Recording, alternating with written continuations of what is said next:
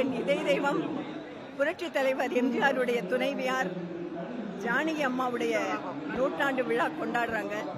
இது எனக்கு என்ன பொறுத்த மட்டில் ஜானகி அம்மாவுடைய அணியில தேர்தலில் போட்டி வேட்பாளராக நின்னப்ப அந்த பிரச்சாரத்தின் போது ஜானகி அம்மா என்னை ஒரு குழந்தைய பார்த்துன மாதிரி பார்த்துனாங்க.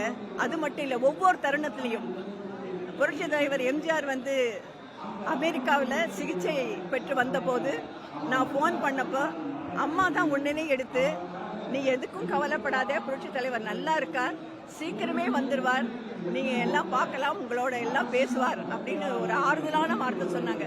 அவங்களே பதட்டத்தில் இருக்கிறப்ப எனக்காக அந்த மாதிரி ஒரு ஆதரவா பேசினது நினைக்கிறப்ப இப்ப நினைச்சா கூட எனக்கு ரொம்ப உடம்பெல்லாம் புல்லரிக்கிறது.